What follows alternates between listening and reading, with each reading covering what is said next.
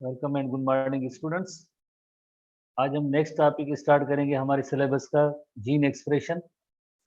Gene expression जो आज सिर्फ और सिर्फ एसटीबी टेक्स्ट बुक है उसको देखेंगे, बिकॉज ये एसटीबी बुक के अंदर जीन एक्सप्रेशन की फाउंडेशन और बेस है। एनटीबी टेक्स्ट बुक है, उसके अंदर जीन एक्सप्रेशन की डिटेल है, मैकेनिज्म है, वेरियस एंजाइम्स हैं, प्रोसेस के अंदर जो है स्टेप्स, वेरियस स्टेप्स हैं। तो वो जरा में भी थोड़ी सी मेहनत रिक्वायर्ड होगी उसके अंदर। जैसे आपने डीएनए रेप्लिकेशन को जस्ट हम जैसे एसटीबी में पढ़ते हैं कि डीएनए का एक स्ट्रैंड जो है उसमें से जो कॉम्प्लीमेंट्री स्ट्रैंड दूसरा नया डॉटर स्ट्रैंड बन जाता है। सिर्फ ये कॉम्प्लीमेंट्री बेस पेयरिंग रूल पढ़ा था, बट आपने कल या 2 दिनों में जैसे आपने लर्न किया तो उसमें वेरियस एंजाइम्स का जिक्र है। जैसे सबसे पहले डीएनए हेलिकेज एंजाइम था। डीएनए हेलिकेज डीएनए के 2 स्ट्रैंड को अनवाइंड करता है। देन जो डीएनए गायरेज होता है works ahead of the DNA helicase enzyme ahead, ताकि वो डीएनए की क्वाइलिंग को जरा ओपन करे, अनवाइंड करे। उसके बाद जैसे आपने देखा 2 डीएनए के स्ट्रैंड जैसे बन जा जो अलग हो जाते हैं, सेपरेट हो जाते हैं, तो एक bubble like structure, replication bubble जिसे कहते हैं, रेप्लिकेशन बबल के अंदर हर एक single stranded DNA is called as a single stranded DNA बन जाता है। सिंगल स्ट्रैंडेड डीएनए के साथ आप जो है सिंगल स्ट्रैंडेड बाइंडिंग प्रोटीन उसके साथ बाइंड करते हैं, ऐसे ना हो कि वापस जो है ये दोबारा से जुड़ जाए, एस एस बी प्रोटीन। उसके बाद जैसे आपने देखा कि जाहिर है अभी जो कॉम्प्लीमेंट्री जो बेस पेयरिंग रूल को यूज करके हर एक डीएनए की स्ट्रैंड से जो एक नया डॉटर स्ट्रैंड बनता है। डॉटर स्टैंड बनने के लिए ये पॉलीमरेज एंजाइम जो होता है, बट ये सारी चीजें शुरू होने से पहले जैसे पॉलीमरेज एंजाइम जो होता है उसको एक्शन में आने के लिए जैसे एक छोटी आरएनए की सीक्वेंस की जरूरत पड़ती है, जिसका नेम होता है आरएनए प्राइमर, कहते हैं, फ्यू न्यूक्लियोटाइड सीक्वेंस होती है। वो जब तक नहीं होती है तो मीन्स रेप्लिकेशन का जो दूसरा मेन स्टेप है, यानी एक डॉटर स्टैंड, नया डॉटर स्टैंड बनने का जो अमल होगा वो मुश्किल होता है। तो उस वजह से सबसे पहले एक छोटी आरएनए की सीक्वेंस बनती है, स्टार्टर है। वहां से जो है मीन्स डीएनए पॉलीमरेज 3 जो होगा एक्शन करेगा, अपना एक्शन दिखाएगा। और ये आरएनए प्राइमर जो एक छोटा सा जो सीक्वेंस होता है न्यूक्लियोटाइड का, वो उसको प्राइमेज एंजाइम होता है, डीएनए प्राइमेज एंजाइम बनाता है। और देन जो पॉलीमरेज 3 की एक्शन की वजह से एक नया डॉटर स्ट्रैंड बनता है। पॉलीमरेज 3 एंजाइम जैसे एक ऐसा डॉटर स्ट्रैंड बनाता है जिसे हम कहेंगे लीडिंग फेज, जिसमें ओनली 1 प्राइमर की जरूरत होती है। और देन जो है कंटिन्यूअस फॉर्म में एक डीएनए का डॉटर स्ट्रैंड बनता है टुवर्ड्स फोर्क, रेप्लिकेशन फोर्क। तो उसे हम कहेंगे कि ये जो है लीडिंग स्ट्रैंड है। और दूसरा जो स्ट्रैंड होगा वो लैगिंग स्ट्रैंड होता है, बिकॉज डीएनए की 2 स्ट्रैंड जो है एंटी पैरेलल इन नेचर होते हैं। तो इस वजह से नए डॉटर स्टैंड बनने के जो अमल होते हैं, एक डिसकंटिन्यूअस फॉर्म में होता है, दूसरा कंटिन्यूअस फॉर्म में होता है। दूसरा जो स्ट्रैंड होगा लीडिंग के अदर देन दूसरा जो लेगिंग स्ट्रैंड हम कहेंगे, दूसरे डॉटर स्ट्रैंड को लेगिंग स्ट्रैंड कहेंगे। फ्यू न्यूक्लियोटाइड की सीक्वेंस, डीएनए की सीक्वेंस फ्रेगमेंट्स, जिन्हें कहेंगे ओकाज़की फ्रेगमेंट कहेंगे। तो ओकाज़की फ्रेगमेंट्स आते जाएंगे, लिंक होते जाएंगे। उसमें मेनी प्राइमर की जरूरत पड़ेगी, हर बार प्राइमर की जरूरत पड़ेगी। जब भी छोटी स्ट्रैंड होगी ओकाज़की फ्रेगमेंट, तो उसमें मेनी जो है छोटी छोटी फ्रेगमेंट्स, जिसे ओकाज़की फ्रेगमेंट कहते हैं, और लिंक होते जाएंगे, डीएनए पॉलीमरेज इनको जोड़ता जाएगा। बट एक ओकाज़की फ्रेगमेंट और दूसरी ओकाज़की फ्रेगमेंट में डीएनए लाइगेज एंजाइम होता है, वो इनको सील कर देता है, फास्फोडाइस्टर लिंकेज बनाएगा। उसके बाद क्या होगा, एक डीएनए पॉलीमरेज 1 एंजाइम आएगा। डीएनए पॉलीमरेज 1 एंजाइम का काम होता है कि प्राइमर को रिमूव करना। जैसे प्राइमर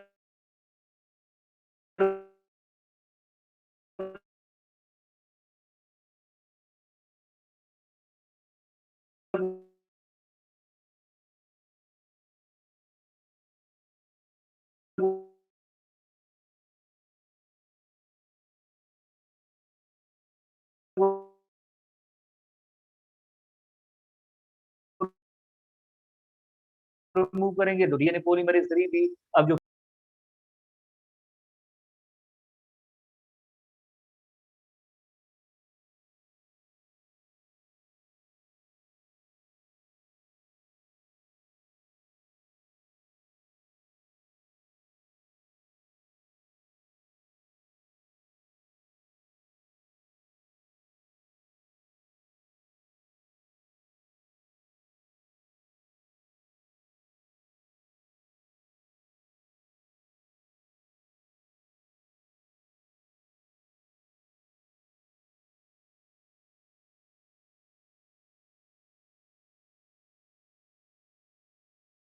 क्वेश्चन आते हैं या जो लेवल पे हम नहीं पढ़ा सकते हैं, नहीं आपको समझ में आएगी और ना ही ज़रूरत है, और मज़ीद ये कि जो हम 2 चीज़ें सीखते हैं वो भी भूल जाएँगे।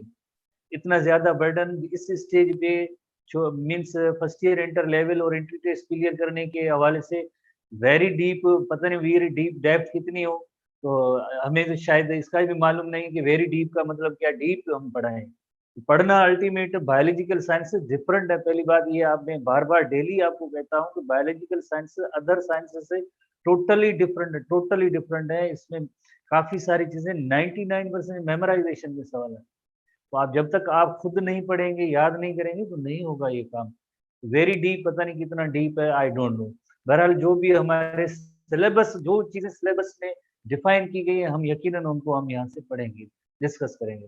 जो टेक्स्ट बुक है, तो व्हाई टेक्स्ट बुक फिर इतने छोटे क्यों रखे गए? वही सेम बुक आगे जब हायर क्लासेस में जाते हैं, बड़े बुक हो जाते हैं, इसका मतलब है इस लेवल पे आपको ये पढ़ना है। और मोर ओवर जो है एंट्री टेस्ट का एक टाइम होता है, स्पेसिफाइड टाइम होता है, इसके अंदर प्रिपरेशन भी करनी होती है, एमसीक्यू की प्रैक्टिस है, क्वेश्चन का फॉर्मेट क्या होता है, जैसे वो चीज़ें आपको सीखनी होती है। बहरहाल हम आते हैं टॉपिक पे, जीन एक्सप्रेशन पे आते हैं। तो जीन एक्सप्रेशन जिससे प्रोटीन सिंथेसिस भी कहते हैं, जैसे आपको पता है कि DNA is a genetic material, DNA is a hereditary material, जिसके अंदर हेरिडिटरी मटेरियल है, जिसके अंदर क्या होता है कि जेनेटिक इंफॉर्मेशन है। जेनेटिक इंफॉर्मेशन किस सूरत में है? स्पेसिफिक न्यूक्लियोटाइड की सीक्वेंस में। जैसे हम आमतौर पे जनरली अपने ही सीक्वेंस जैसे नोट करते हैं कि AGCTTT, बट ऐसे नहीं होता है। हर एक क्रोमोसोम के अंदर या हर एक ऑर्गेनिज्म के अंदर जितने भी उनकी जेनेटिक मटेरियल होते हैं, उनके अंदर एक specific sequence of DNA nucleotide होती है, कॉम्प्लीमेंट्री बेस पेयरिंग, तो यानी उनकी स्पेसिफिक सीक्वेंस होती है। जैसे फॉर एग्जांपल हम कहते हैं कि जैसे एबीसी, इंग्लिश एबीसी या अल्फाबेट जो है उसके अंदर जो 26 लेटर्स हैं, तो 26 लेटर्स के अंदर आप जैसे देखें कितने लाखों की तादाद में नए वर्ड्स बनते हैं। कोई जो है 3 लेटर्ड वर्ड होता है, कोई 4 लेटर्ड वर्ड होता है, उनके अंदर 26 यही लेटर होते हैं जो आगे पीछे होके मीन्स नया वर्ड बनाते हैं। तो इसी तरह से आप डिक्शनरीज में देखते हैं तो millions of words are there. तो ये वर्ड्स कहाँ से? इन्हीं 26 लेटर से आते हैं। तो जेनेटिक कोड आगे जो हम डिस्कस करेंगे बहरहाल, तो बहरहाल जो इसमें जो हर एक ऑर्गेनिज्म होता है उसके अंदर 4 डीएनए के बेसिस होते हैं, चाहे वो बैक्टीरिया हो, चाहे ह्यूमन बीइंग हो। जेनेटिक मटेरियल डीएनए का जो जेनेटिक मटेरियल, इसके अंदर यही 4 बेसिस होंगे, एडेनिन, गुआनिन, साइटोसिन, थाइमिन, ये 4 बेसिस होंगे। बट इनकी जो सीक्वेंस होगी वो डिफरेंट होगी, नंबर सीक्वेंस। इस वजह से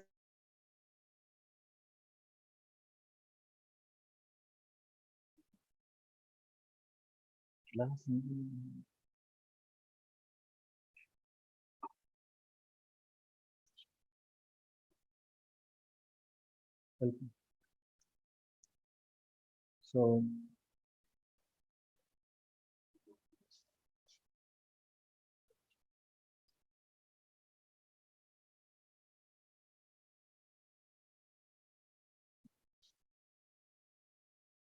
तो बात हो रही थी कि लाइक जेनेटिक मटेरियल है, हर एक ऑर्गेनिज्म के अंदर एक स्पेसिफिक सीक्वेंस ऑफ डीएनए होती है, स्पेसिफिक सीक्वेंस ऑफ डीएनए होती है, उनमें डीएनए न्यूक्लियोटाइड की जो तादाद होगी वो जरा डिफरेंट होगी। बैक्टीरिया से लेकर ह्यूमन बीइंग तक पैटर्न डीएनए की ऑर्गेनाइजेशन सेम है, बट डिफरेंस कहाँ पे है? एक इनकी सीक्वेंस चेंज है, डिफरेंट है, न्यूक्लियोटाइड का तादाद भी डिफरेंट होता है। तो आखिरकार डीएनए के अंदर ऐसी क्या चीज़ है जिसके अंदर हम कहते हैं कि भाई ये जो हर एक ऑर्गेनिज्म का डीएनए वो स्पेसिफिक टाइप के जो है उसमें कैरेक्टरिस्टिक को कोड करते हैं, वाई ऐसा क्यों है? तो हम आज जैसे हम ये डिस्कस करेंगे जेनेटिक मटेरियल के अंदर आखिरकार ऐसी कौन सी चीज़ है। तो DNA is a genetic material. जैसे आपको पता है कि full and final Hershey and chase ने एक्सपेरिमेंट किया था। हर्शी एंड चेज ने एक्सपेरिमेंट ये किया था, जैसे आपको पता है कि यानी एक बैक्टीरियोफेज था। बैक्टीरियोफेज जो बैक्टीरिया के अंदर अपनी जो है रेप्लिकेशन कराता है या रिप्रोडक्शन कराता है, न्यू कॉपीज बनाता है। बैक्टीरियोफेज का जो P32 जेनेटिक मटेरियल था, उसमें P32 की रेडियो एक्टिव लेबलिंग की गई थी। और बैक्टीरियोफेज की जो प्रोटीन कोट होता था, प्रोटीन कोट जिसे कैप्सिड कहते हैं, उसके ऊपर S35 की रेडियो एक्टिव लेबलिंग की।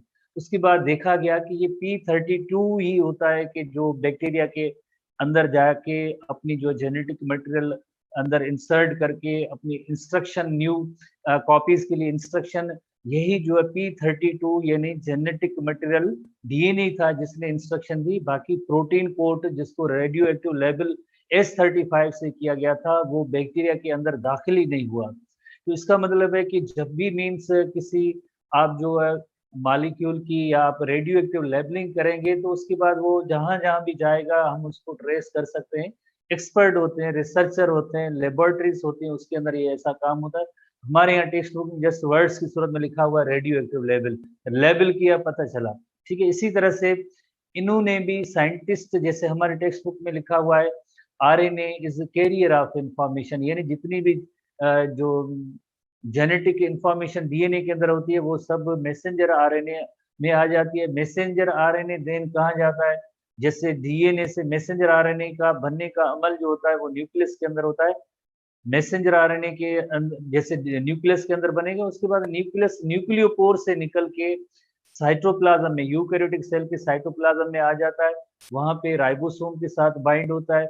देन क्या होता है, प्रोटीन सिंथेसिस का अमल होता है। प्रोटीन सिंथेसिस का अमल किस तरह से होता है, जैसे साइटोप्लाज्म के अंदर फ्रीली स्कैटर्ड अमाइनो एसिड्स मौजूद है। There are 20 types of amino acid, जैसे हमारे एसटीबी में लिखा हुआ है 20 टाइप्स के वेरियस टाइप के अमाइनो एसिड्स हैं। हर एक अमाइनो एसिड को पिक करने के लिए, कैरी करने के लिए, ट्रांसफर करने के लिए एक टीआरएनए मॉलिक्यूल होता है, स्पेसिफिक टीआरएनए मॉलिक्यूल होता है। बाय द वे अगर हम अपने एसटीबी में देखेंगे तो there are 40 different types of tRNA in human. Human के अंदर जो है 40 डिफरेंट टाइप्स ऑफ टीआरएनए होते हैं। They are sufficient to pick up या transfer the amino acid towards ribosomes. तो टीआरएनए के काम यही होता है कि साइटोप्लाज्म के अंदर जैसे जैसे हम फिलहाल बातें ही कर रहे हैं, फिर उसके बाद ये डिस्कस करेंगे। तो ये आपने क्योंकि पढ़ा हुआ है, जैसे काफी सारे स्टूडेंट पढ़े हुए हैं, जैसे पढ़े हुए एंट्री टेस्ट के रेगुलर क्लासेस होते हैं, उनके लिए ये सारी चीजें आसान होती है। जो फर्स्ट टाइम पढ़ते हैं यकीनन उनके लिए मुश्किलात होती हैं। तो अगर आप टेक्स्ट बुक देखेंगे तो उसमें यही डेफिनेशन भी टीआरएनए की मौजूद है कि यानी टीआरएनए की क्या डेफिनेशन मौजूद है। टीआरएनए का काम होता है transfer RNA, T means transfer. Transfer RNA का काम होता है साइटोप्लाज्म में जो अमाइनो एसिड्स, डिफरेंट टाइप के अमाइनो एसिड, 20 टाइप्स के अमाइनो एसिड पड़े हैं under the instruction of mRNA. जो एमआरएनए के अंदर इंस्ट्रक्शन होगी कि कौन सा अमाइनो एसिड किस सीक्वेंस में ले आना है, उसी तरह से जो टीआरएनए अमाइनो एसिड को पिक करते आएंगे और राइबोसोम की तरफ आएंगे और एक एक करके अमाइनो एसिड लिंक होते जाएंगे। Polypeptide chain of amino acid बनेगी जिसे हम कहेंगे प्रोटीन सिंथेसिस कहेंगे। तो मैसेंजर आरएनए का काम क्या हुआ, मैसेंजर आरएनए का काम यही हुआ कि डीएनए से इंफॉर्मेशन ट्रांसक्रिप्ट उसका बन गया।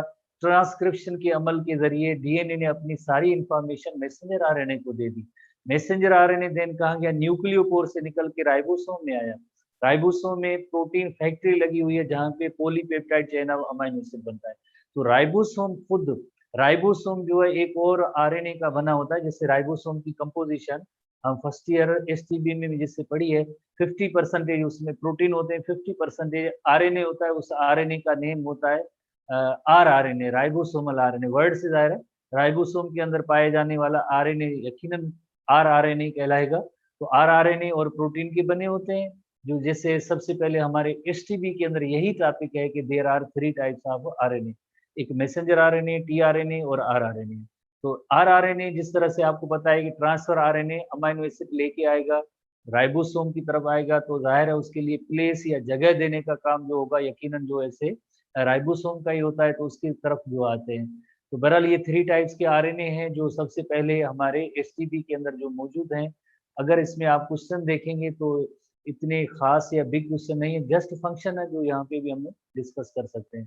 तो सबसे पहले ओवरव्यू है हमारे एसटीबी के हवाले से। ओवरव्यू ये है कि प्रोटीन सिंथेसिस जीन, ये एसटीबी के हवाले से बात कर रहे हैं। तो एसटीबी के हवाले से ये है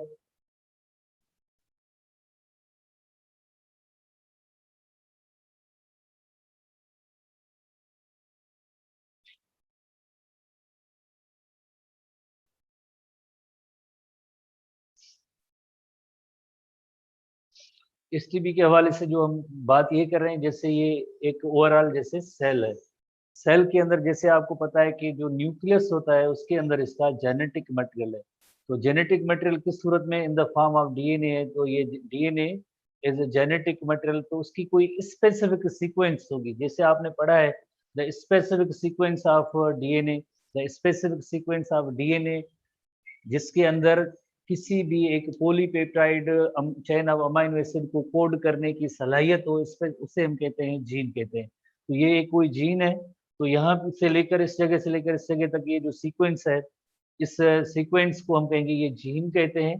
तो ये जीन जो यानी nothing but segment of DNA होता है, ये अपनी सारी इंफॉर्मेशन मैसेंजर आरएनए को दे देता है।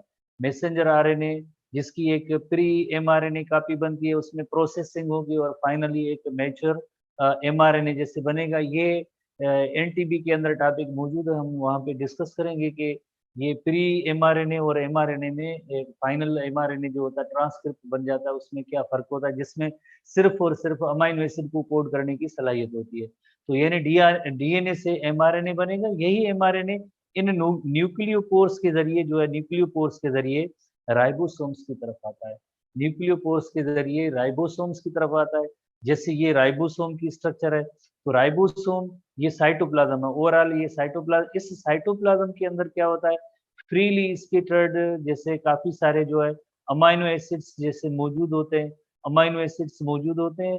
इन अमाइनो एसिड को पिक करने का काम जो होगा ट्रांसफर आरएनए का होगा, टीआरएनए का होगा। तो ये जिस तरह से फ्रीली स्कैटर्ड जैसे ये 20 टाइप्स के इस तरह से जो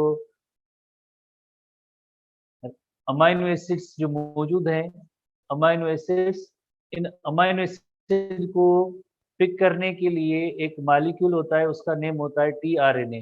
टीआरएनए जिसे ट्रांसफर आरएनए भी कहते हैं, टीआरएनए और ट्रांसफर आरएनए। ये टीआरएनए इन मॉलिक्यूल्स यानी कौन से अमाइनो एसिड को, स्पेसिफिक अमाइनो एसिड जो इंस्ट्रक्शन मैसेंजर आरएनए में होगी उसी की अकॉर्डिंगली अमाइनो एसिड को पिक करके राइबोसोम की तरफ ले आता है। और यहाँ पे जैसे एक एक करके इस तरह से अमाइनो एसिड लिंक होते जाएंगे, एक एक करके अमाइनो एसिड लिंक होते जाएंगे। इस तरह से एक polypeptide chain of amino acid बनेगी। इसी तरह से एक polypeptide chain of amino acid बनेगी, जिसे हम कहेंगे प्रोटीन सिंथेसिस। तो एक फिनोमेना जिसमें डीएनए से इंफॉर्मेशन, जब डीएनए से इंफॉर्मेशन मैसेंजर आरएनए में आ जाती है, तो उस अमल को हम कहेंगे ट्रांसक्रिप्शन। डीएनए से इंफॉर्मेशन मैसेंजर आरएनए में आती है, तो उस अमल को हम कहेंगे ट्रांसक्रिप्शन कहते हैं। और ट्रांसक्रिप्शन का अमल जो होता है वो कहाँ पे होता है, ट्रांसक्रिप्शन का अमल जो प्रोसेस होता है वो न्यूक्लियस के अंदर होता है। किस एंजाइम की मदद से होता है, उस एंजाइम का नेम है RNA polymerase enzyme. RNA polymerase enzyme की मदद से डीएनए के जैसे दो स्ट्रैंड है, उनमें से किसी भी एक स्ट्रैंड को टेम्पलेट स्ट्रैंड बना के एमआरएनए की फॉर्मेशन होगी by the help of through the action of an enzyme. उसका नेम होगा RNA polymerase enzyme. RNA polymerase enzyme की वजह से डीएनए से मैसेंजर आरएनए बनेगा। अब डीएनए ने अपनी सारी इंफॉर्मेशन जो है इस सिंगल स्टैंडर्ड मैसेंजर आरएनए को दे दिया। अब मैसेंजर आरएनए कहाँ जाएगा, मैसेंजर आरएनए न्यूक्लियस को छोड़ के राइबोसोम्स की तरफ आ जाता है। और राइबोसोम में क्या करेगा, जो मीन्स जाहिर है इंस्ट्रक्शन देता जाएगा एक एक अमाइनो एसिड के लिए, वही जो टीआरएनए वहां से पिक करके राइबोसोम की तरफ आएंगे और देन उनकी आपस में असेंबलेज होती जाएगी, बॉन्ड बनता जाएगा अमाइनो एसिड के दरमियान। जैसे आपको पता है एक अमाइनो एसिड और दूसरे अमाइनो एसिड के दरमियान पेप्टाइड और अमाइड बॉन्ड बनता है और लिंकेज बनती जाएगी और उसके रिजल्ट में एक polypeptide chain of amino acid बनेगी, जिससे हम देंगे प्रोटीन सिंथेसिस। तो यानी जो नेक्स्ट स्टेप है दूसरा है ट्रांसलेशन। ट्रांसलेशन की मीनिंग है कि एमआरएनए के अंदर जो लैंग्वेज है, जो यकीनन जो न्यूक्लियोटाइड की लैंग्वेज है, यही लैंग्वेज जो अमाइनो एसिड की लैंग्वेज में ट्रांसलेशन हुई है। जैसे AUG, जहां भी मीन्स AUG होता है उसका मतलब है मीथियोनिन। जैसे अगर एमआरएनए के अंदर UUU होता है उसका मतलब है फिनाइल एलेनिन। जिस जगह पे एमआरएनए में अगर UGA है तो वो स्टॉप कोडॉन है। तो इसी तरह से अगर आप ये याद करेंगे, आपको कोडॉन भी आगे याद करने, तो इसी तरह से एक मीन्स इंफॉर्मेशन जो होती है in the form of nucleotide होती है ट्रिपलेट्स की सूरत में। तो ये एक ट्रिपलेट की यकीनन कोई ना कोई एक मीनिंग होती है, कोई ना कोई एक अमाइनो एसिड होता है, उसके लिए उसमें मीनिंग है हिडन फॉर्म में, जैसे कोड वर्ड की सूरत में छुपी हुई है, जिन्हें हम कहते हैं जेनेटिक कोड और कोडॉन कहते हैं। एमआरएनए की सीक्वेंस के अंदर जो भी होगी, तो ये पढ़ेंगे, अभी हम पढ़ते हैं कि किस तरह से ये कोडॉन बनेंगे। तो जितनी भी इंफॉर्मेशन होती है वो एमआरएनए की फाइनल उसमें जो किस में मीन्स अमाइनो एसिड की लैंग्वेज में उसकी ट्रांसलेशन जैसे हुई है, तो इस अमल को हम कहेंगे ट्रांसलेशन। और ट्रांसलेशन कहाँ पे होती है? साइटोप्लाज्म के अंदर होती है। तो ये छोटी सी पॉइंट्स हैं, जनरल क्वेश्चन है, मेनी टाइम इन्हीं छोटी-छोटी पॉइंट्स में से क्वेश्चन आए हैं टेस्ट में और आते रहेंगे, तो आप यकीनन बेसिक थीम या आइडिया जो है वो आपके पास से क्लियर होना चाहिए। तो जैसे फॉर एग्जांपल पहला एक स्टेप है, पहला स्टेप ये है कि डीएनए से एमआरएनए का बने।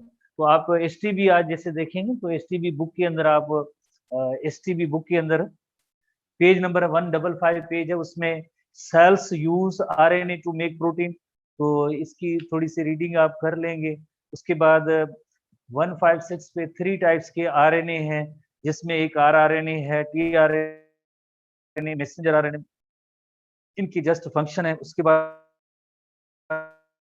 इन overview of the gene expression, overview of the gene expression, यही जो हम पढ़ रहे हैं सामने यही है जीन एक्सप्रेशन है, बट मौजूद है 157 पेज पे जब आएंगे एसटीबी के अंदर, वहां पे एक डायग्राम मौजूद है जिसमें आप जैसे देखें क्रोमोसोम है, क्रोमोसोम के साथ साथ एक स्पेसिफिक सीक्वेंस ऑफ डीएनए जो मौजूद है जिसे जीन कहते हैं। तो इस डीएनए या जीन की जो ट्रांसक्रिप्शन हुई है, पहले पहले सबसे पहले जैसे देखें ट्रांसक्रिप्शन हुई है, ट्रांसक्रिप्शन के अंदर प्राइमरी आरएनए ट्रांसक्रिप्ट बना है, प्राइमरी आरएनए ट्रांसक्रिप्ट बना है, और इसके अंदर काफी सारी इंफॉर्मेशन होती है जिसकी फर्दर प्रोसेसिंग होगी तो उसमें एमआरएनए भी बन सकता है, इनमें से टीआरएनए भी बन सकता है, आरआरएनए भी बन सकता है, सबकी इंफॉर्मेशन होती है। बट प्रोटीन सिंथेसिस के लिए जेनेटिक इंफॉर्मेशन डीएनए के अंदर जो थी वो कहाँ जाएगी? वो मैच्योर फाइनली एमआरएनए के अंदर जाती है। तो एमआरएनए कहाँ जाएगा? एमआरएनए फर्दर जो है साइटोप्लाज्म में राइबोसोम की तरफ आता है, जिसकी जो है ट्रांसलेशन होगी, जिसमें एक polypeptide chain of amino acid होगी। Polypeptide chain of amino acid जैसे एक बनेगा, शुरू में पहले आपको पता है कि प्राइमरी स्ट्रक्चर ऑफ प्रोटीन बनती है जो स्ट्रेट चेन की सूरत में होती है, देन प्रोटीन के वेरियस शेप्स होते हैं, तो उसके accordingly either then secondary structure, tertiary structure, quaternary structure modification का अमल है वो फर्दर होगा, तो वो फंक्शनल देन प्रोटीन बन सकता है। जो भी प्रोटीन होगा उसकी इंस्ट्रक्शन एमआरएनए के अंदर थी, उसकी जब फॉर्मेशन होगी तो इसी हवाले से उसमें मॉडिफिकेशन चेंज या तब्दीली होगी। साइड में आप जैसे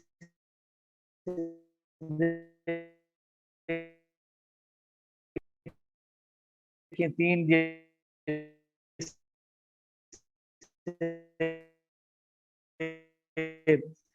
डायग्राम जैसे मौजूद है, एक डीएनए की है, तो डीएनए से जब मैसेंजर आरएनए का हम कहेंगे ट्रांसक्रिप्शन कहेंगे। ट्रांसक्रिप्शन का अमल कहाँ पे होता है? ट्रांसक्रिप्शन का अमल न्यूक्लियस के अंदर होता है। ट्रांसलेशन का अमल कहाँ पे होता है? साइटोप्लाज्म के अंदर होता है। होपफुली आपने ये देखा। अब जो है जैसे नेक्स्ट हेडिंग जैसे ट्रांसक्रिप्शन की है, तो ट्रांसक्रिप्शन जैसे आपको पता है कि ट्रांसक्रिप्शन के बारे में जैसे आपको पता है कि डीएनए की जितनी भी इंफॉर्मेशन है वो सब मैसेंजर आरएनए में आती है, इस अमल को हम कहेंगे ट्रांसक्रिप्शन कहेंगे। तो ट्रांसक्रिप्शन जैसे सिंपल ट्रांसक्रिप्शन जैसे हम इसे सिंपल वर्ड्स में ये कह सकते हैं, ट्रांसक्रिप्शन, ट्रांसक्रिप्शन का मतलब है ट्रांसक्रिप्शन जब डीएनए से मैसेंजर आरएनए बन जाए तो इस अमल को हम कहेंगे ट्रांसक्रिप्शन कहेंगे। और ये कहाँ पे होता है? डीएनए टू एमआरएनए का अमल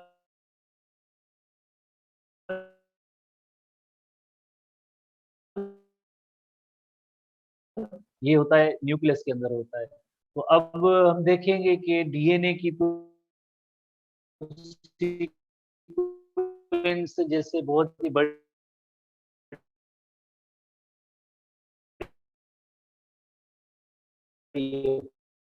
फॉर एग्जांपल हम कहते हैं पढ़ा हो रेगुलर क्लासेस के अंदर, फॉर एग्जांपल जैसे ए है,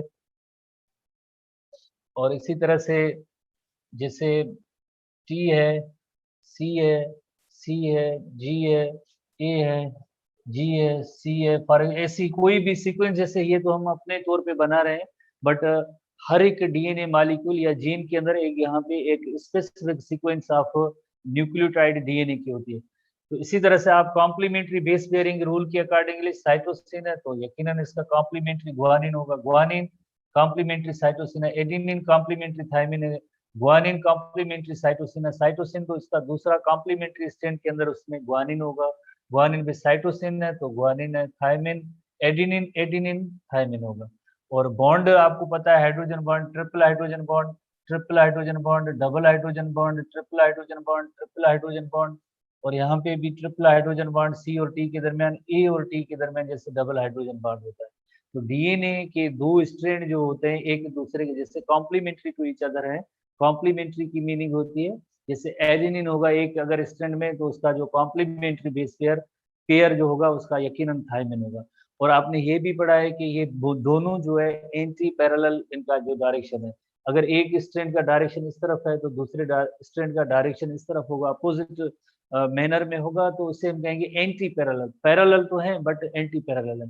बट हमेशा जैसे एक एंड पे 5 प्राइम एंड होगा तो दूसरे एंड पे 3 प्राइम एंड होता है। तो यहाँ से इसकी स्टार्ट है तो यहाँ पे जो है 5 प्राइम एंड होगा और दूसरा जो फ्री एंड होगा वो 3 प्राइम एंड होगा। तो यानी मूवमेंट यानी कि ऑर्गेनाइजेशन होगी एक साइड पे जैसे टर्मिनल एंड साइड है तो वहाँ पे जो है 5 प्राइम एंड, और नेक्स्ट जहाँ पे न्यूक्लियोटाइड जो अटैच होते हैं उसके लिए 3 प्राइम एंड होता है। 3 प्राइम एंड का मतलब है carbon number 3 of the pentose sugar है वो फ्री है, उसके साथ नेक्स्ट न्यूक्लियोटाइड अटैच होकर फास्फोडाइस्टर बॉन्ड बना सकता है। जैसे आपको पता है one nucleotide is attach with another nucleotide another another another, इस तरह से जो यकीनन यहाँ पे जो 3 नंबर कार्बन जो होगा पेंटोज शुगर का वो फ्री है, ताकि नेक्स्ट न्यूक्लियोटाइड जो अटैच होता है ना उसके लिए जो ये 5 to 3 प्राइम एंड है। तो यहाँ पे जो बॉन्ड बनता है तो आपको पता है कि one nucleotide another nucleotide is linked by phosphodiester bond. एक न्यूक्लियोटाइड और दूसरा न्यूक्लियोटाइड एक दूसरे के साथ जो लिंक होते हैं, कनेक्टेड होते हैं, बॉन्डिंग होती है, उस बॉन्ड का नेम होता है फास्फोडाइस्टर बॉन्ड। आपने ये भी पढ़ा है कि डीएनए की ऑर्गेनाइजेशन जो लेडर लाइक होती है तो इसके अंदर ये जो स्केलेटन है, मेन स्केलेटन है, इसके अंदर एक पेंटोज शुगर होता है, number 2 phosphoric acid phosphate group होता है। बाकी बेसिस का जो रंग्स और स्टेट की सूरत में जो काम देते हैं। बहरहाल वाट एवर जो आपने डीएनए तो आपने पढ़ लिया, याद भी कर लिया।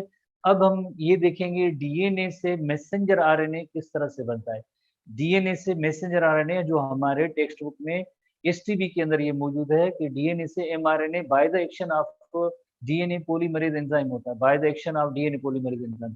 जैसे आप ये पेज नंबर 157 है एसटीबी के अंदर आप जैसे देखेंगे एक बॉल लाइक जैसे स्ट्रक्चर दी गई है, ये DNA oh sorry RNA polymerase, DNA RNA polymerase enzyme की है।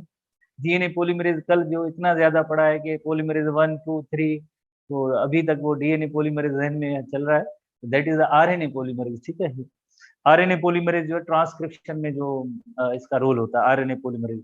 आरएनए पॉलीमरेज जो है मूव करेगा किसी भी लाइक जो डीएनए का एक टेम्पलेट होगा वो 3 to 5 प्राइम एंड की डायरेक्शन में मूव करेगा। आरएनए पॉलीमरेज की मूवमेंट का जो डायरेक्शन होगा, आरएनए पॉलीमरेज एंजाइम होता है वो ट्रांसक्रिप्शन में जिसका रोल है तो वो होगी 3 to 5 प्राइम एंड। बट जो डीएनए से एमआरएनए बनेगा वो हमेशा 5 to 3 प्राइम एंड में बनेगा। एमआरएनए की बनने की जो डायरेक्शन होगी वो 5 to 3 प्राइम होगी, बट जो आरएनए पॉलीमरेज होगा उसकी मूवमेंट की जो डायरेक्शन होगी वो 3 to 5 प्राइम होगी।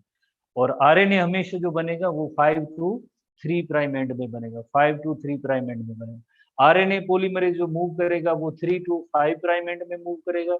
और आरएनए न्यू आरएनए जो मॉलिक्यूल यकीनन डीएनए के जैसे दो स्ट्रैंड है, उनमें से किसी एक स्ट्रैंड को टेम्पलेट बना के उसमें मैसेंजर आरएनए जो बनेगा, मैसेंजर आरएनए फॉर्मेशन की डायरेक्शन होगी वो होगी 5 to 3 prime and.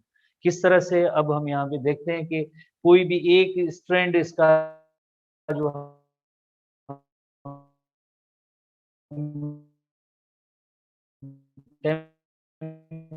Template strand कहते हैं कि ये फॉर एग्जांपल ये जो स्ट्रैंड है ये टेम्पलेट स्ट्रैंड है।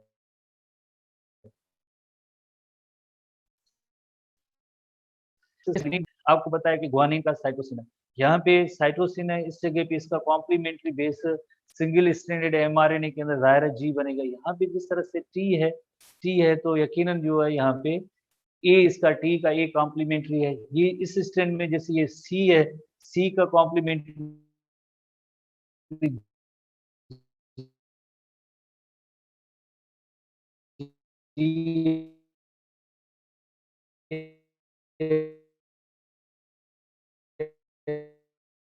यहाँ पे जिस तरह से जी है तो कॉम्प्लीमेंट्री सी है, ए होगा तो उसका कॉम्प्लीमेंट्री स्ट्रैंड यू होगा। वाई तो के स्ट्रैंड में डीएनए के जो 4 न्यूक्लियोटाइड होते हैं ना, आपको पता है डीएनए के अंदर ए जी, सी और टी न्यूक्लियोटाइड होते हैं। बट जो आरएनए होगा उसके न्यूक्लियोटाइड में फर्क होता है। जैसे एडेनिन भी होगा, गुआनिन भी होगा, साइटोसिन भी होगा।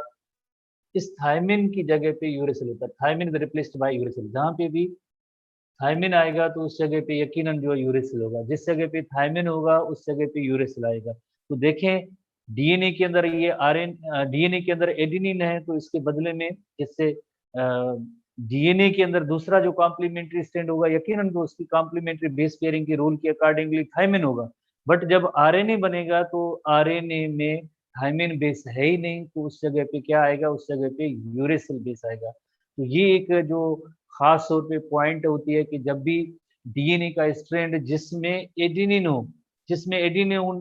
हो तो उसका कॉम्प्लीमेंट्री बेस पेयर हमेशा क्या होगा, उसका कॉम्प्लीमेंट्री बेस पेयर यूरेसिल होगा, जिसे यू कहते हैं। और यहाँ पे जिस तरह से टी है तो टी का कॉम्प्लीमेंट्री बेस जो है ये आ गया, ए आ गया।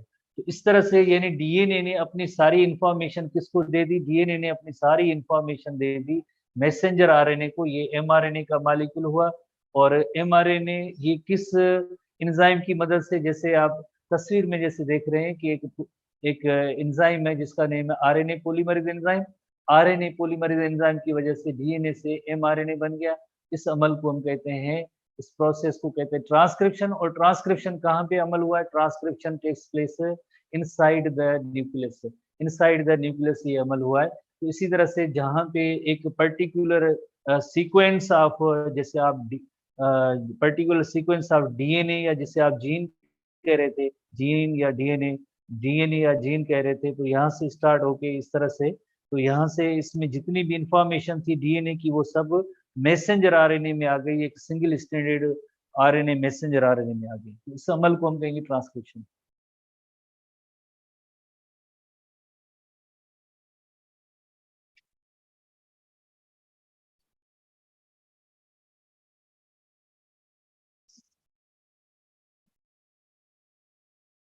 डीएनए से इंफॉर्मेशन सारी आ गई मैसेंजर आरएनए में, इस अमल को हम कहेंगे ट्रांसक्रिप्शन कहते हैं। Process is called as transcription. ठीक है, तो आप 157 पेज पे जो ट्रांसक्रिप्शन की रीडिंग है हम इसको भी देखते हैं।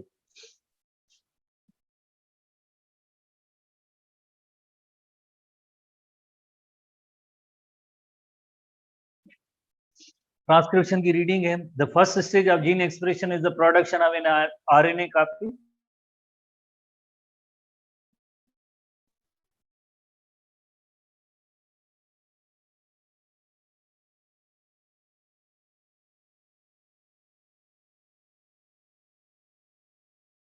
जीन है उसकी एज या एक साइड पे होगा, देन ये एमआरएनए मॉलिक्यूल उसमें नया बनेगा। आरएनए पॉलीमरेज जो एंजाइम मूव करेगा इनटू 3 to 5 डायरेक्शन, और जो एमआरएनए बनेगा वो 5 to 3 प्राइम एंड वाली डायरेक्शन में मूव करेगा। So next para, starting at the end of the gene, the RNA polymerase proceed to assemble a single-stranded RNA with the nucleotide sequence complementary to that DNA strand it has bound.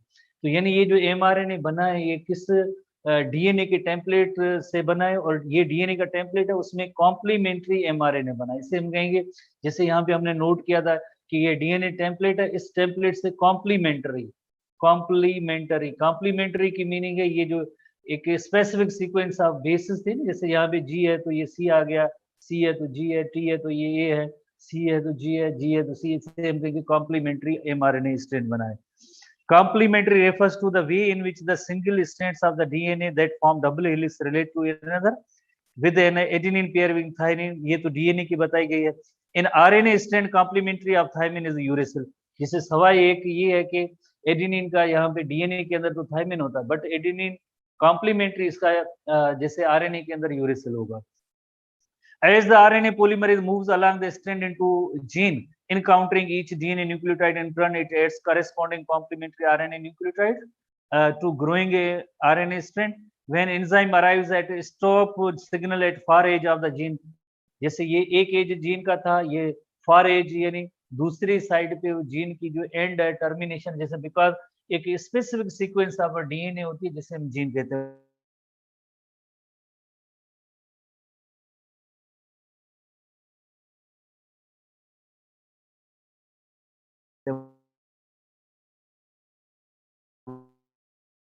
RNA का, because इसमें आगे further एक और processing का अमल होगा जो हम NTB में पढ़ेंगे। अब हम दूसरे स्टेप पे आते हैं जिससे जिससे हम कहते हैं ट्रांसलेशन कहते हैं। ट्रांसलेशन के लिए समझने के लिए सबसे पहले अगर हम जैसे देखें कि ट्रांसलेशन का अमल है, तो ट्रांसलेशन के अमल के हवाले से पहले तो चले ये जीन की भी एक छोटी सी स्ट्रक्चर जो अभी हमने नोट की थी, जैसे ये जीन 1 है, जीन 2 है, जीन 3 है, पूरे डीएनए के अंदर ऐसे मुख्तलिफ जीन्स है। तो आप जैसे देखें जीन 1 तो यहाँ तक ये जीन 1 खत्म हुआ, ये जीन उसका एक एंड दूसरा एंड जीन 3 इस तरह से जो है डीएनए के अंदर जो जैसे genes are located on the DNA. जो ट्रांसक्रिप्शन का अमल हम पढ़ेंगे उसके लिए हमें को थोड़ी सी डिटेल में समझने की जरूरत है। टीआरएनए या ट्रांसफर आरएनए एक ऐसा मॉलिक्यूल है टीआरएनए, जैसे टीआरएनए के जैसे वेरी इंपॉर्टेंट रोल इस सेंस में है कि टीआरएनए का जो मॉलिक्यूल होता है उसके एक साइड पे अमाइनो एसिड आके लिंक होंगे, एक साइड पे आके अमाइनो एसिड आके लिंक होंगे। जैसे ये फ्रीली स्केटर्ड अमाइनो एसिड पड़े थे, जैसे इन्हें हम कहेंगे ये अमाइनो एसिड है और ये टीआरएनए मॉलिक्यूल है। तो हर एक जिस तरह से पर्टिकुलर जो अमाइनो एसिड होता है उसकी दूसरी टीआरएनए की साइड पे यहाँ पे एंटी कोडान होते हैं। एक जैसे कोडान तो एमआरएनए के अंदर यहाँ पे एक स्पेसिफिक सीक्वेंस होती है 3 बेसिस की, जिसे हम कहते हैं एंटी कोडान। जैसे फॉर एग्जांपल ये टीआरएनए का मॉलिक्यूल है, ये जो है टीआरएनए का मॉलिक्यूल है, ये जो मॉलिक्यूल है ये टीआरएनए का मॉलिक्यूल है। इस तरह से आप जैसे देखें ये तो मॉलिक्यूलर लेवल है जिसे आप डीप कहते हैं, तो ये डीप स्ट्रक्चर है।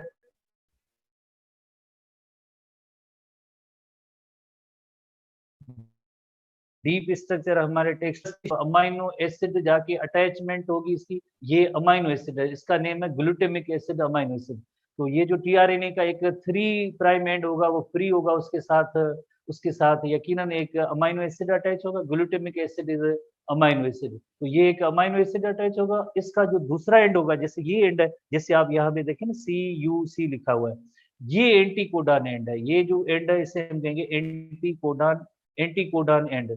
बिकॉज ये जो एमआरएनए होता है, एमआरएनए के अंदर तो कोडान मौजूद है, कोडान मौजूद है, इसका एंटी कोडान है। एंटी कोडान का मतलब है कि एमआरएनए का जो कॉम्प्लीमेंट्री बेस होगा 3 बेसिस की सूरत में, उसे हम कहते हैं एंटी कोडान कहते हैं। एंटी कोडान जैसे ये यहाँ पे एमआरएनए में अगर जी है तो इसका कॉम्प्लीमेंट्री सी है, एमआरएनए के अंदर ए है तो कॉम्प्लीमेंट्री यू है, और एमआरएनए के अंदर जी है तो कॉम्प्लीमेंट्री सी है। तो कोडान कोई भी एमआरएनए के अंदर होता है, उसका कॉम्प्लीमेंट्री जो कोडान होगा कॉम्प्लीमेंट्री, तो वो जो एंटी कोडान होता है। जैसे कि आपको पता है कि जैसे अभी हमने ये सीक्वेंस जैसे पढ़ी है, ये सीक्वेंस जैसे पढ़ी है, इस सीक्वेंस में क्या है जी जी ए जी है, इस सीक्वेंस के अंदर जी ए जी है, जी ए जी एमआरएनए के अंदर जी ए जी है। डिटेल थोड़ी सी हम पढ़ रहे हैं, आगे टॉपिक आएंगे, बट जिन्होंने प्रोटीन सिंथेसिस पढ़ा हुआ है पहली बार तो उनको पता है कि जी ए जी यकीनन इसकी कोई ना कोई एक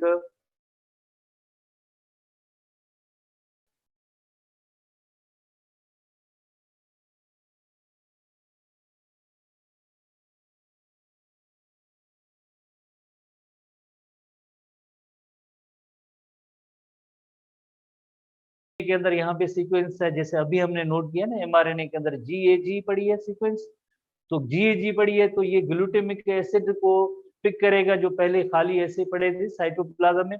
टीआरएनए ने क्या किया, टीआरएनए ने इसकी जो ये जो एंड है, कौन सा एंड, ये जो 3 प्राइम एंड जो है टीआरएनए का एमआरएनए की अटैचमेंट की साइट के लिए होता है, इसके साथ अटैच होगा। तो ये एंड जो एंटी कोडान है, तो एंटी कोडान यहाँ पे क्या होगा, जी ए जी है ना, तो यहाँ पे होगा CUC, CUC। तो GAG कोड्स फॉर, जैसे एमआरएनए के अंदर GAG था, एमआरएनए के अंदर GAG था, तो it codes for glutamic acid. तो उस टीआरएनए के जो एंटी कोडान जो एंड होगा उसमें है CUC। ठीक है, अभी ये आप डायग्राम के अंदर देख रहे हैं, और जिनको पता है कि प्रीवियस टेस्ट के अंदर ये बहुत ही इंपॉर्टेंट ऐसे क्वेश्चन आ चुके हैं कि अगर डीएनए की सीक्वेंस ये है तो आप बताएं एमआरएनए की सीक्वेंस क्या होगी। एमआरएनए की सीक्वेंस ये है तो ये कौन से अमाइनो एसिड को कोड करेगा। अगर एमआरएनए की सीक्वेंस, या फॉर एग्जांपल ये भी पूछा जाता है कि जैसे ग्लूटामिक एसिड जिसकी जो सीक्वेंस है जीएजी, तो आप बताएं इसका एंटीकोडॉन क्या होगा, टीआरएनए का एंटीकोडॉन क्या होगा। तो इसी तरह से आप ये सारी चीजें याद करें। तो अब हम इस सिंगल जो अभी एक जैसे एमआरएनए का कोडॉन पढ़ा है ना, जीएजी, तो ये जीएजी कहाँ से, डीएनए का स्ट्रैंड कौन सा था डीएनए का जिसमें मीन्स ये एमआरएनए का जीएजी बना है, डीएनए डबल स्ट्रैंड है ना, तो जीएजी तो यानी डीएनए के अंदर यकीनन सी होगा और एक सी होगा, जी है तो कॉम्प्लीमेंट्री सी है, ए होगा तो यहाँ पे यकीनन टी होगा, और दूसरी साइड यहाँ पे जी है तो डीएनए की स्ट्रैंड होगी सीटीजी। इस ये टेम्पलेट होगा, ये टेम्पलेट स्टैंड होगा, इसी में से जो एमआरएनए बना होगा। यहाँ भी कॉम्प्लीमेंट्री भले इसका जी पड़ा हो, ए पड़ा हो, और सॉरी यह क्या लिखा है जी, ये सी लिखना चाहिए, और यहाँ पे जो है जी भले, ये डीएनए के दो स्टैंड है बट ये जो टेम्पलेट स्टैंड इसका ये है, तो इसी में से एमआरएनए क्या बना, जी ए सी टी, सी से सी का कॉम्प्लीमेंट्री जी है, टी का कॉम्प्लीमेंट्री ए होगा और सी का कॉम्प्लीमेंट्री जी होगा, तो यानी इसमें जो एमआरएनए ये बना है।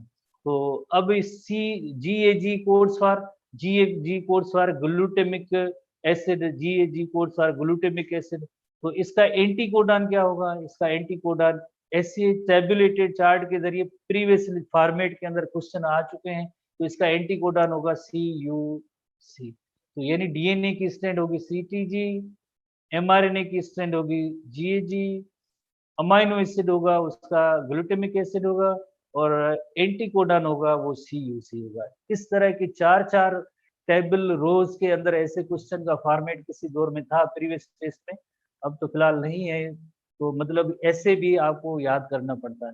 ठीक है, तो ट्रांसलेशन का हम अमल पढ़ रहे हैं कि ये जो एमआरएनए की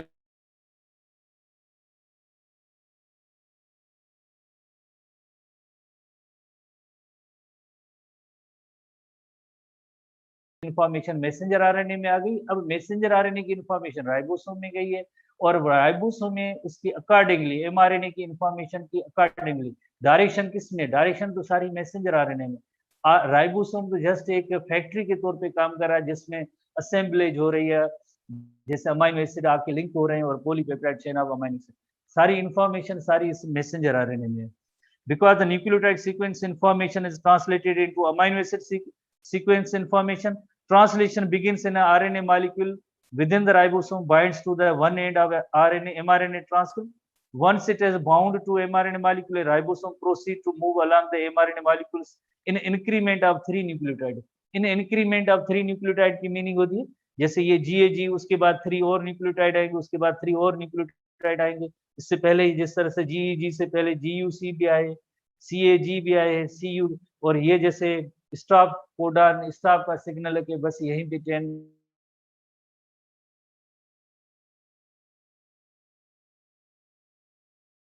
CAG, GAG, CUC और ये स्टॉप कोडॉन, 3 कोडॉन की इंक्रीमेंट में ये आगे बढ़ते रहते हैं। बात ये हो रही थी इसमें at each step it adds an amino acid, हर स्टेप पे एक अमाइनो एसिड ऐड करता है, तो जैसे GUC है तो इसका GUC का भी एक कोई ना कोई अमाइनो GUC का कोई ना कोई यकीनन कोई एक अमाइनो एसिड होगा, इसी तरह से GUC है तो मीन्स उसके बाद CAG होगा, इसका भी कोई ना कोई एक अमाइनो एसिड होगा, तो उसको जो है ये कोड करते जाएंगे। It continues to do this until it encounters stop signal, ये ऐसा सिलसिला जारी रहता है जब तक कोई एक स्टॉप कोडॉन का सिग्नल नहीं आता है, तब जाके ये चेन टर्मिनेट हो जाती है। Until encounter that indicates the end of polypeptide, it is then this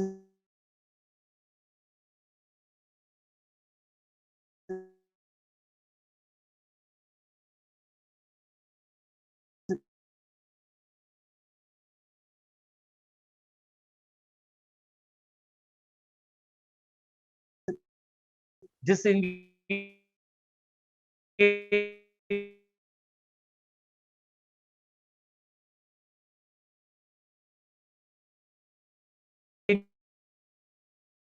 के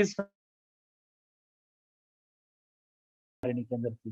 तो अब हम जैसे नेक्स्ट टॉपिक में आते हैं, जेनेटिक कोड, यानी एमआरएनए जो होता है, तो उस एमआरएनए के अंदर यकीनन जैसे अभी हमने पढ़ा था कि ये GAG है तो ग्लूटामिक एसिड के लिए, तो ये जाहिर है हर एक जिस तरह से जो GAG इसके अंदर ग्लूटामिक एसिड को कोड करने की सलाहियत है, तो इसे हम कहते हैं जेनेटिक कोड, जेनेटिक डिक्शनरी।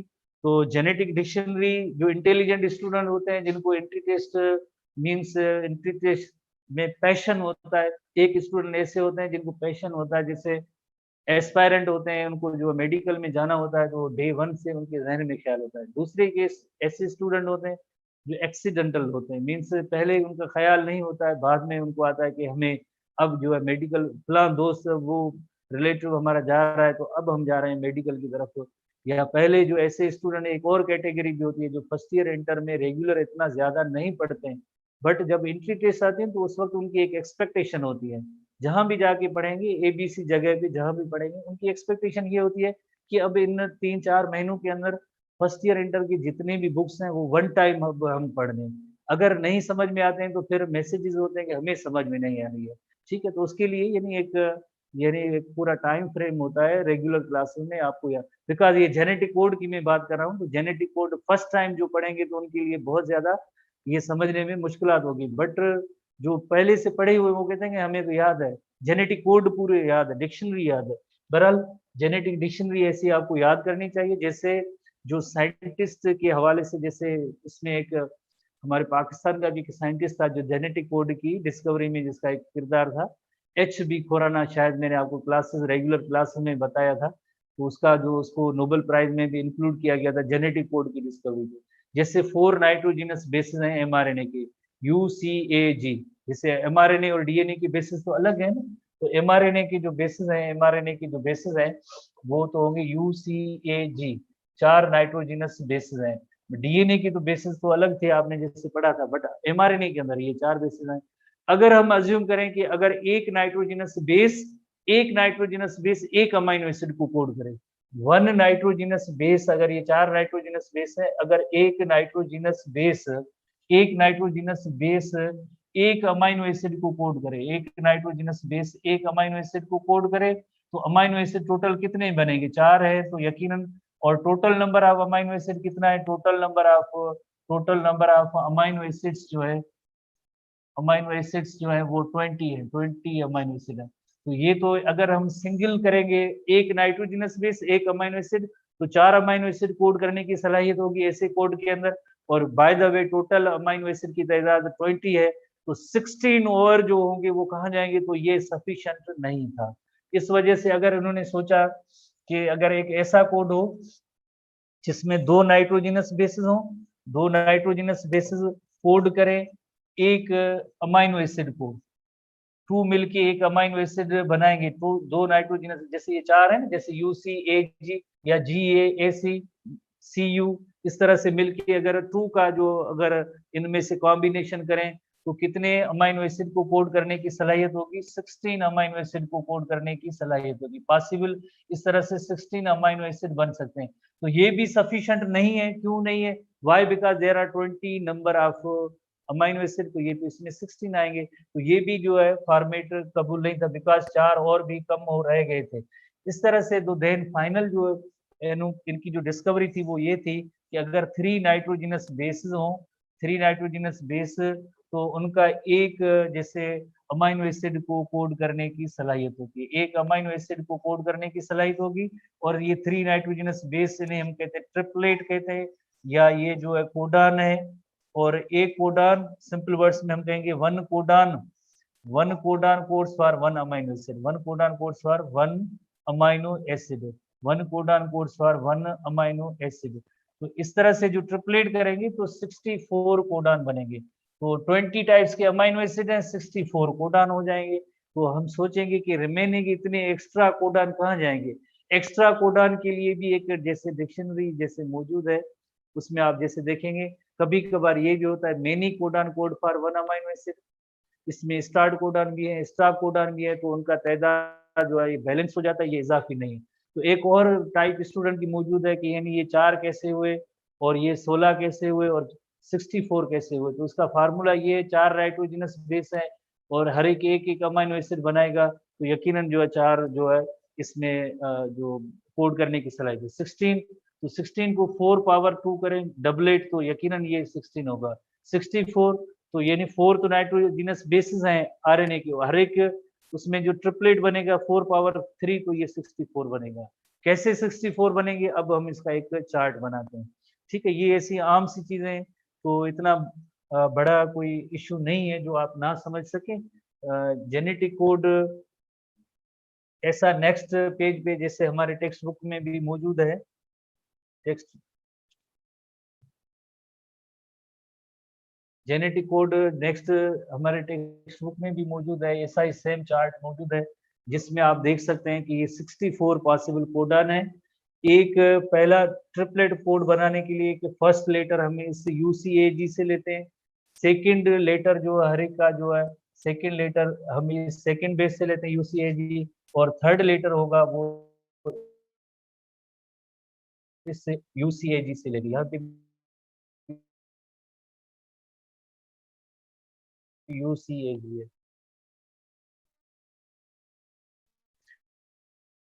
जैसे फॉर एग्जाम्पल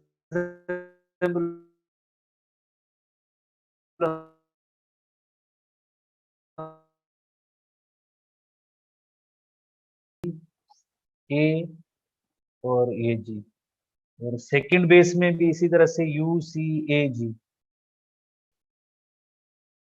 ये इस कॉलम में UCA और G।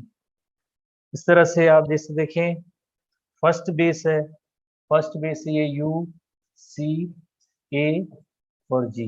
कलर भी आज जैसे हम चेंज कर रहे हैं ताकि आपको पता चले कि ये बेसिस किस तरह से बने।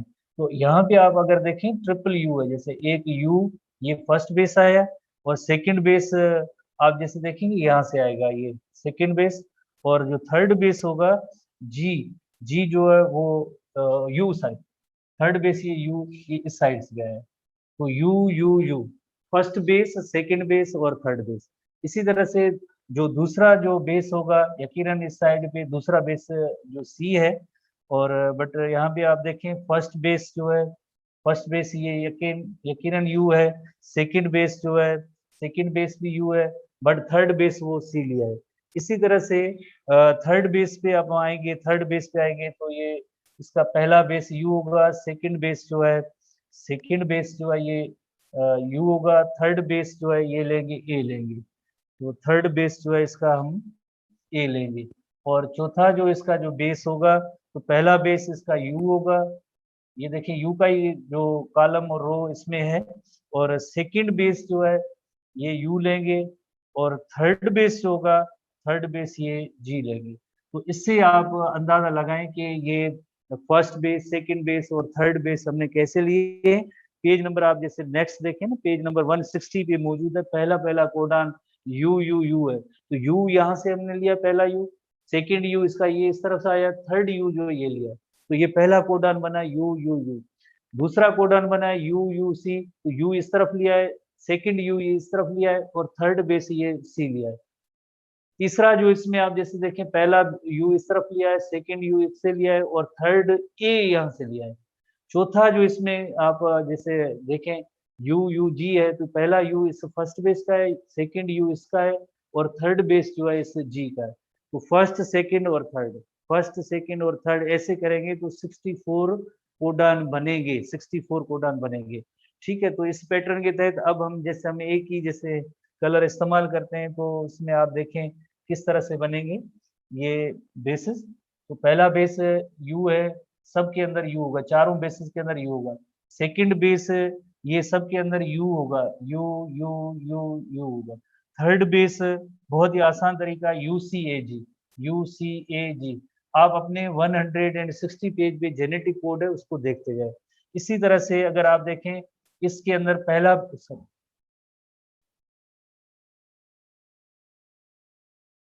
इसके अंदर जो पहला बेस है वो आप देखें ए है, ए है, ए है, ए है, ए है, ए है। दूसरा बेस यकीनन जैसे इसका यू है, यू है, यू है, यू है, यू है। थर्ड बेस जो है वो आप देखें UCAG है, UCAG। पहला बेस आप इसमें देखें सी है, सी है, सी है, सी है, सी है। सेकंड बेस सब के अंदर जैसे आप देखेंगे यू है, यू है, यू है, यू है। थर्ड बेस UCAG है, यू है, सी है, ए है और जी है। इस तरह से आप देखें ये जो अब इसमें यहाँ पे आएगा पहला बेस सब के अंदर यू आएगा, दूसरा बेस सब के अंदर जो है यकीनन सी आएगा, सी है, सी है, सी है, सी है, और तीसरा बेस जो होगा वो UCAG होगा, UCA और G होगा। सिमिलरली आप नेक्स्ट में आए, C पहला बेस इसमें C है, दूसरा बेस यकीनन इसमें सबके अंदर C ही आएगा, C C C C, और तीसरा बेस जो होगा UCAG, UCAG होगा। सिमिलरली आप नेक्स्ट आए, पहला बेस A होगा, दूसरा बेस सबके अंदर जैसे C होगा, C C C C, तीसरा बेस जो होगा UCAG, UC सीरीज में UCAG होगा। सिमिलरली आप इसमें आए, पहला बेस C होगा सबके अंदर, दूसरा बेस जो है सबके अंदर जो है C है, C C C C, और तीसरा जो आगे जो बेस होगा UCA और G होगा। पहले हमने यहाँ पे अलग सीखा था, अब जो है एक और तरीका सीखा है। अब एक शार्ट ट्रिक भी हम सीखते हैं कि ये कैसे जो है जेनेटिक कोड को आसान हम बनाएं। तो पहला सबके अंदर यू ही होगा, यू यू यू यू होगा, इसमें भी पहला base you you you you होगा। लेकिन ये पहला बेस यू है, इसमें पहला बेस यू है, इसमें पहला बेस यू है, इसमें पहला बेस, फर्स्ट जो बेस आएगा सब में यू आएगा। इसी तरह से सेकंड बेस सब में आप देखेंगे सी है, सी सी सी सी सी सी सी सी, इसमें सी सी सी, इसमें सब में सी सी है। तीसरा बेस उसमें जो कॉलम के अंदर सबसे पहला बेस जो ए ही आएगा, तो इसमें आप जैसे देखें ए ए ए ए ए है, ये भी ए ए ए ए ए है, ये ए है, सबके अंदर पहला बेस जो है ए है। अब आप आए, ये जी था सर, ये इसमें फर्स्ट बेस जी है सर, ये पहला बेस जी है, तो इसमें सबके अंदर जो पहला बेस जो होगा जी जी जी जी और जी है, जी जी जी जी जी जी है। अब सेकंड बेस सबके अंदर, बस ये आखिरी फिनिश कर रहे हैं बस ये समझ के, तो अब इसके अंदर सबके अंदर ए आएगा, ए आएगा, ए आएगा, ए आएगा, ए आएगा, ए आएगा, ए आएगा, ए आएगा।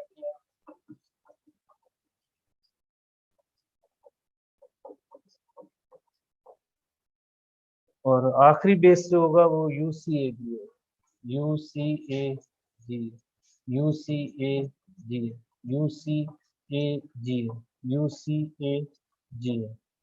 इसी तरह से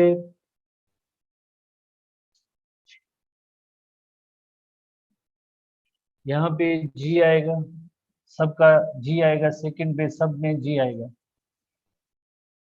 जी जी जी जी जी जी जी जी, और आखिर में UCAG है, UCAG है, UCA और जी, UCA जी, UCA और जी, UCA एंड जी। तो ये हमने यहाँ पे करेक्शन थोड़ी कर दी, ये जी था आने था, जी जी जी जी जी जी जी जी जी जी जी जी जी। उसके बाद यहाँ पे आप देखें सबके अंदर सी है, इसमें आप देखेंगे सबके अंदर ए है, और इसके अंदर सबके अंदर जी है। तो इस तरह से जेनेटिक कोड या डिक्शनरी होती है, हर एक के अंदर एक खास मीनिंग होती है, हर एक कोडान की एक खास मीनिंग होती है। जैसे AUG स्टार्ट कोडान होता है, UAA and UAG and UGA ये जो है स्टॉप कोडान होते हैं, UGA।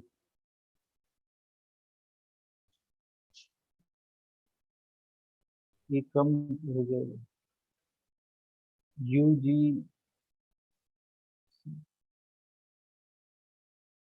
ये UGG ये कम है इसमें,